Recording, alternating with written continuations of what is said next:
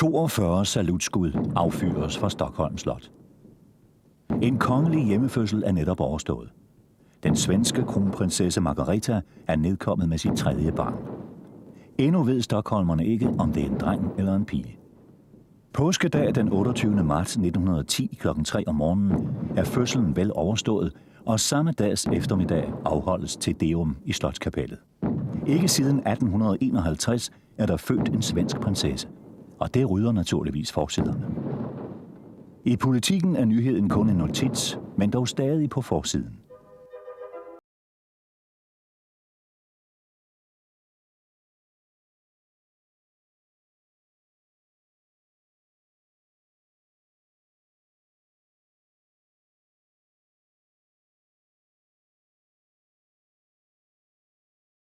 Deres mor, kronprinsesse Margareta, har rødder både til det engelske og tyske kongehus.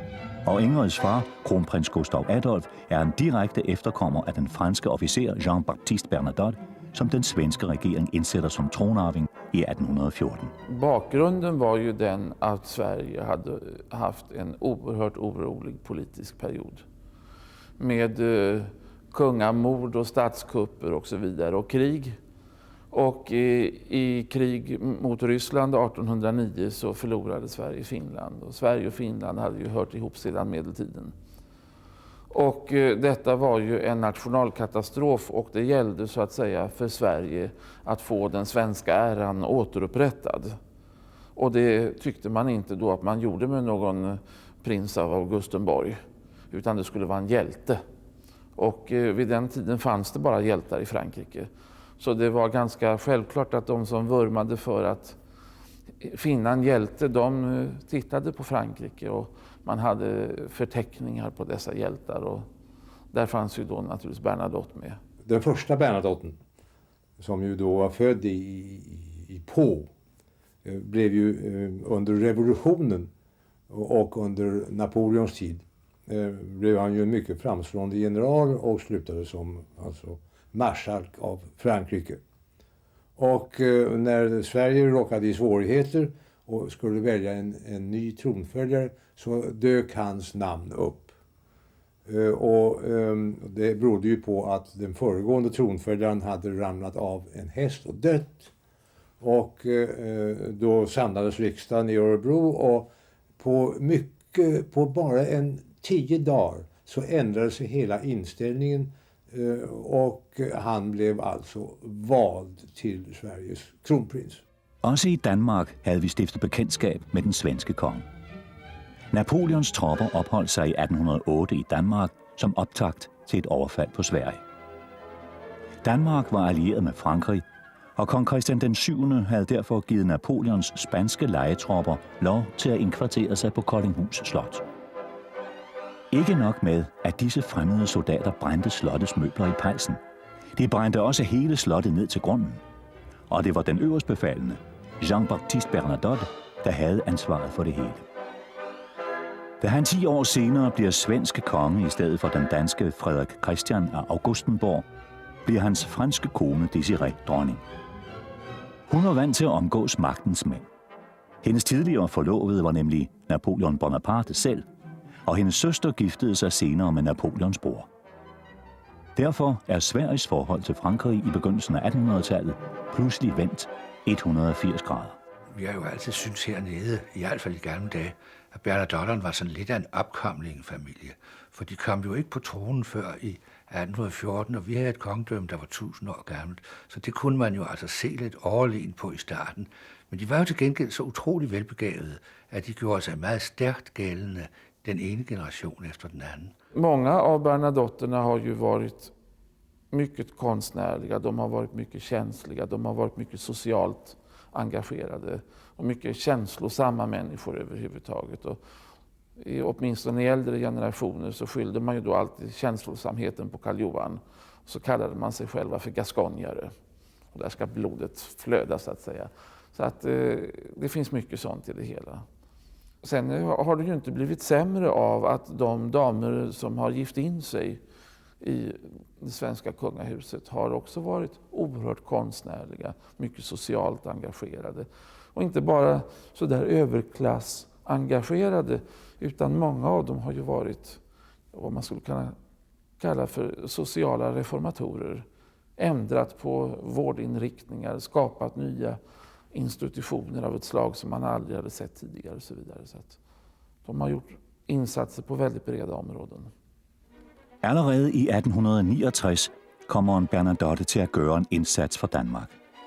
Den svenske prinsesse Louise gifter sig med den senere Frederik den 8., og hun bliver dronning af Danmark i 1906 og mor til Christian den 10. Karl den 15:s dotter, som heter Louise, blev gift med en dansk kronprins som sedermera blev Frederik den 8 av Danmark. Och på det sättet kom den första Bernadotten i kontakt med den danska kungliga familjen.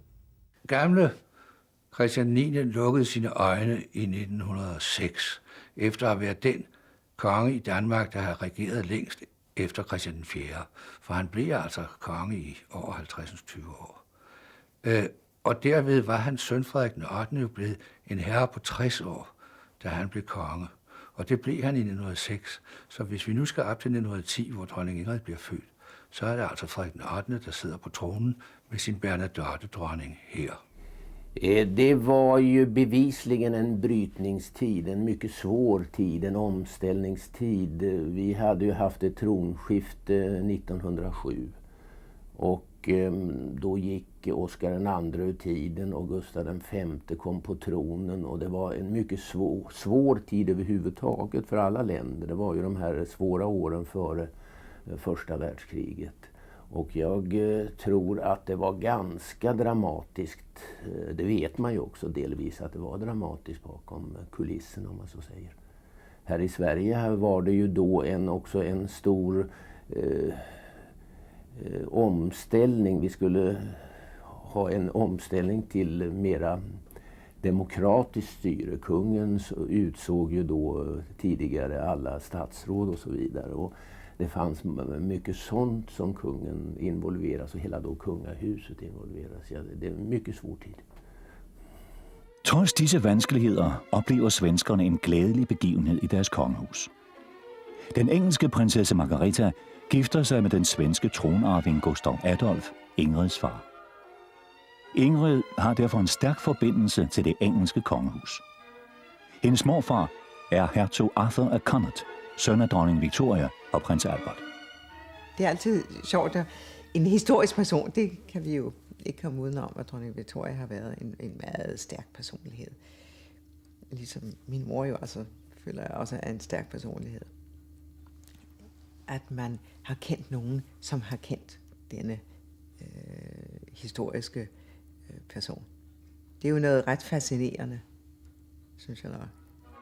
Ingrids oldemor er altså dronning Victoria, der regerer det britiske imperium gennem 64 år, til hun dør 82 år gammel i 1901. Ved århundredeskiftet er det danske kongehus kommet i familie med det meste af Europa. Her ses de kongelige i en optagelse fra 1899, hvor de er samlet til fotografering.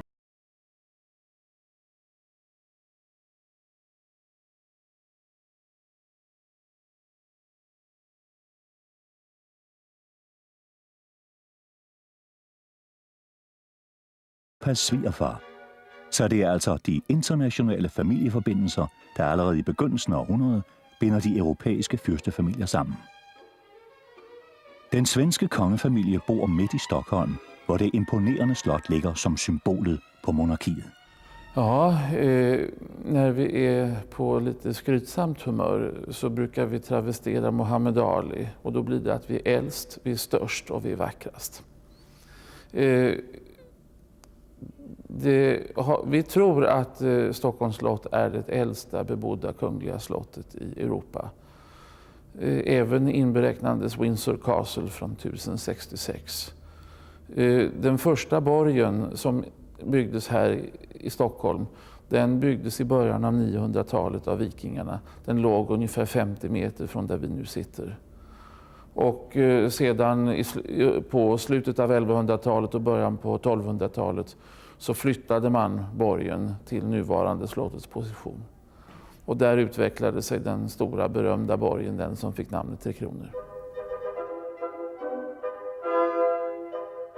På Stadsholmen i Stockholm erstatter den svenske kong Karl den 11. i 1754 Tre Kronor med det Stockholms slot, hvor prinsesse Ingrid bliver født. Slottets arkitekt er Nicodemus Tessin, og det bliver hans livs hovedværk. Det rummer 608 værelser, og da det står færdigt, er salene prydet med den fornemste ornamentik. Slottet bliver fyldt med international kunst i verdensklasse og understreger en magtdemonstration af Sveriges status som europæisk stormagt.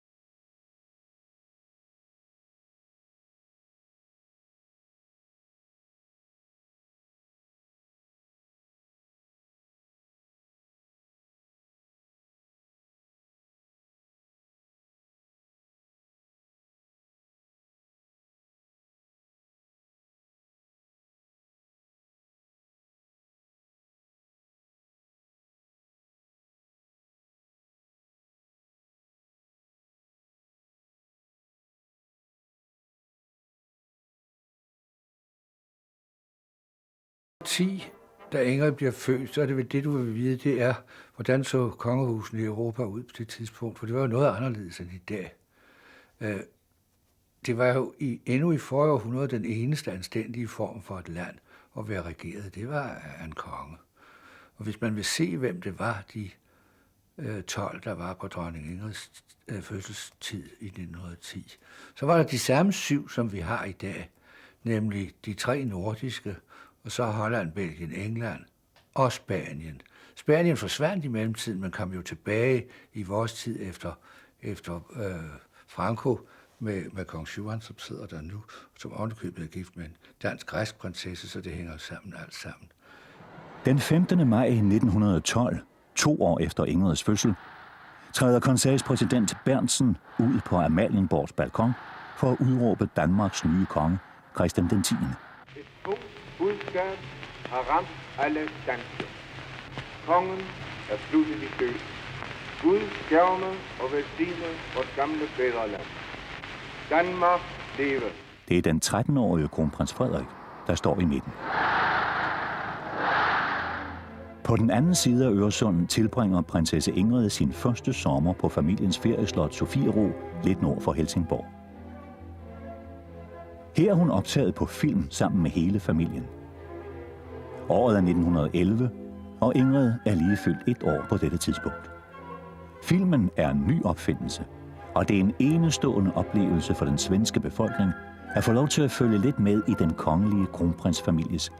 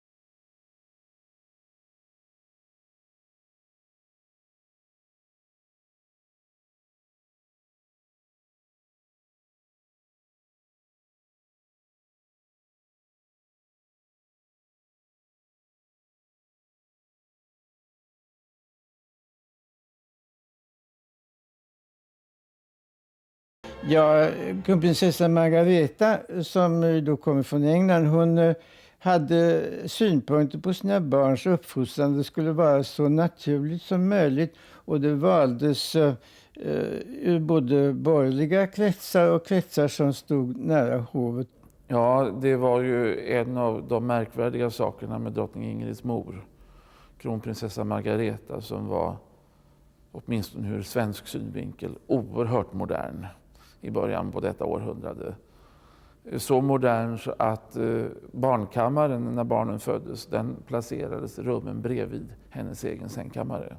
För att hon skulle ha kontroll på vad som hände, om de var oroliga på natten och så vidare. Och kronprinsessa Margareta var ju också konstnär. En oerhört skicklig impressionist. Hon är Sveriges första landskapsarkitekt och så vidare. Och hon skapade en väldigt levande och väl fungerande miljö för barn på Stockholms slott. Och det står ibland i tidningsreportagen att besökarna som fick komma till kronprinsparet, de häpnade, för i varje salong så stod det kartonger med barnens leksaker. Så de var välkomna överallt, så att säga. Man levde ju inte ett familjeliv i, man säger allmänt borgerligt familjeliv, utan barnen var ju för sig själva. Uppfostrades på ett inte riktigt modernt sätt, om man säger så. Och inte minst Gustav Adolf har ju framstått som en ganska karsk far, alltså en ganska sträng far. Han var väl inte så mysig som vi säger på svenska, alltså, utan barnen hade det nog inte så lätt många gånger. Nej, jag upplevde det inte som strängt, men det är klart att det var en väldig skillnad på kung Gustav Adolfs hov när han blev kung och på gamla kung Gustav V. För Gustav V och drottning Victorias hov, det var ju mycket strikt, och det kan jag väl tänka mig att alla syskonen, prinsessan Ingrid och hennes syskon, upplevde som mycket strängt, alltså med drottning Victoria, och kanske inte så mycket Gustav V, men just drottning Victoria. Jag måste egentligen säga att man ser tillbaka på det med ganska stor glädje, och sträng var den inte. Vår far var det någonting som han inte var eller som han kanske inte var tillräckligt, så var det nog att inte vara tillräckligt sträng. Han var mycket snäll mot oss. För jag kan aldrig komma ihåg att han vare sig slog oss eller talte till oss. Det mest allvarliga då man hade gjort något riktigt dåligt eller med riktigt bus, det var när han sa we got to have a serious talk. Och då visste man, nu var det inte så bra. För min del var det ju så att min mamma spelade hockey eller bandy, skulle man säga, våra dagar tillsammans med kronprinsessa Margareta. Och hon födde Karl Johan den sista oktober 1916, och jag föddes den 1 november, och då tyckte kronprinsessan att det var väl bra att få en kamrat som var så jämnårig med hennes son. Så bara på det viset så kom jag in i den här skolan. När jag började i Slottsskolan, min klass, då hade ju mina 2 äldsta bröder redan flyttat därifrån. Och jag hade väl gemensamt med min bror Bertil och med min syster i viss mån. Men även det tog ju så småningom slut, sen var jag ensam kvar, så att säga. Jag hade en klasse på slottet i Stockholm. Fordi min mor var klog och syntes det var ikke godt for børn at være alene. Og selvom jeg havde 4 brødre, så var jeg den eneste pige. Ja. Og så syntes hun, det var godt. Jeg skulle have kammerater. Ja. Og vi fulgtes op hele vejen til jeg var 16 år, tror jeg. Og så fortsatte jeg et par år alene. Men der havde jeg jo mine venner, så det var jo meget hyggeligt. Ingrid er en flittig og pligtopfyldende elev.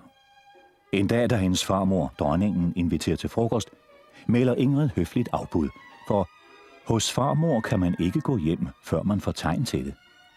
Hun vil ikke pjekke fra timerne på grund af en frokost. Det er de kreative fag, der interesserer Ingrid mest, og den interesse har hun arvet fra sin mor, der både maler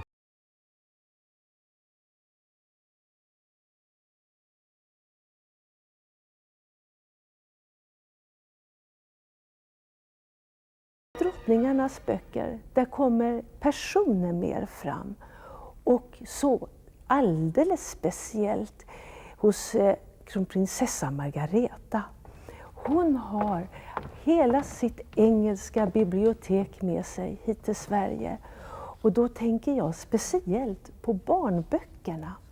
För det hon läste som liten, det förstår vi mycket tydligt, har hon läst för sina barn. Och hon ser till, kronprinsessa Margareta, att hon får ständiga bokleveranser och gåvor som vi kan se från hennes mor bland annat. Och naturligtvis har kronprinsessa Margareta läst för drottning Ingrid. Det har jag exempel på här.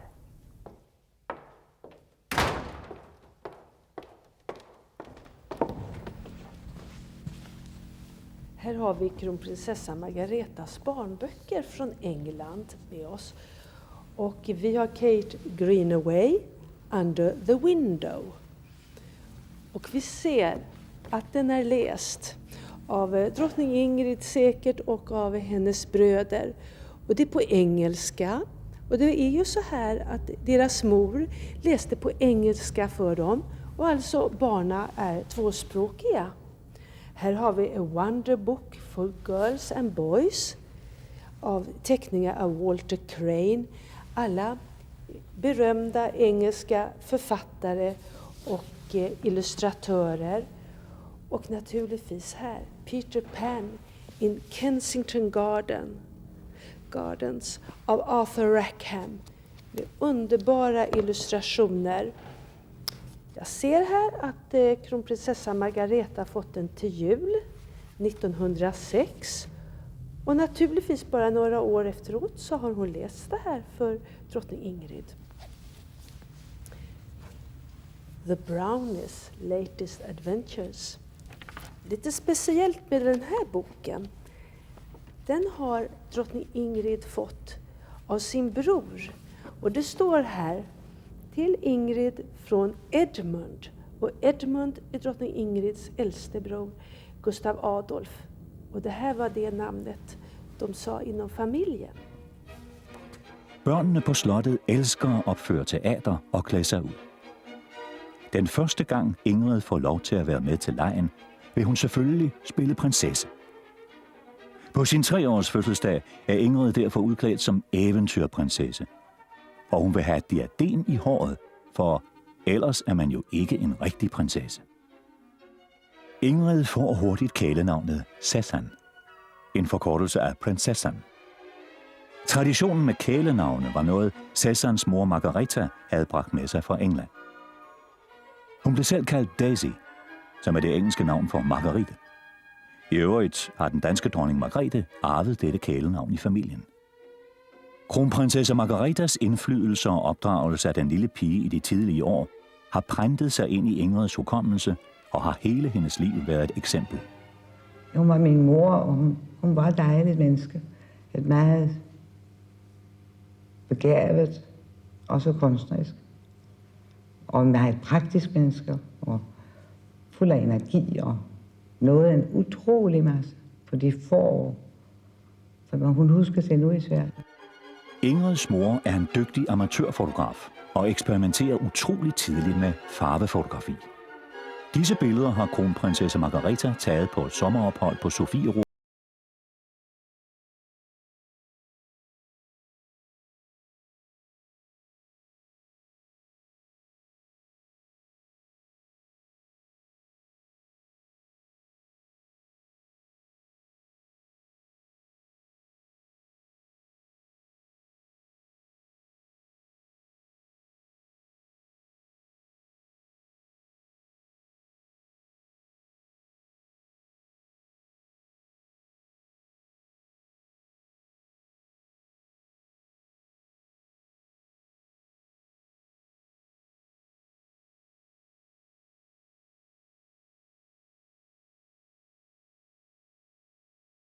Fotograferet på Sofiero Badebro, og det er den danske dronning Alexandrine til venstre i billedet.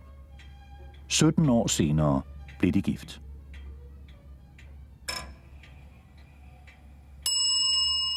Ingrids lykkelige barndom får en dramatisk og brat slutning.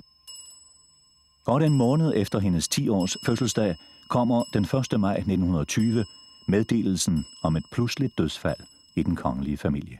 Jo, det var en chock. Det var en oerhörd chock. Det finns ju berättelser, hon dog ju 1 maj 1920 och när flaggan sänktes på Stockholms slott, då visste man inte vem som var död. Det var lite makabert. Hon var ju jag vill minnas, hon var väl inte fyllt 40 år än. Och på det viset så var det var stor förvirring. Och det var den 1 maj och då var det den stora demonstrationstågen gick ut på Gärdet, och ute på Gärdet så talade Hjalmar Branting som mer eller mindre avbröt sitt 1 maj-tal och åkte i bil till slottet. Och det var alltså lite kaos runt det här. Och det var ju en fruktansvärd historia egentligen. Det var ju så oväntat och vi var bara barn som hade det gott och allt var glädje och fröjd och vänligt och varmt. Och uden en mor så går noget af varmen, det tror jeg aldrig en mand kan erstatte. Den kongelige familie og hele Sverige er præget af sorg. Hvem skal nu være mor til Ingrid og hendes brødre? Hvem skal nu være dronning af Sverige? Og hvordan kommer fremtiden overhovedet til at se ud?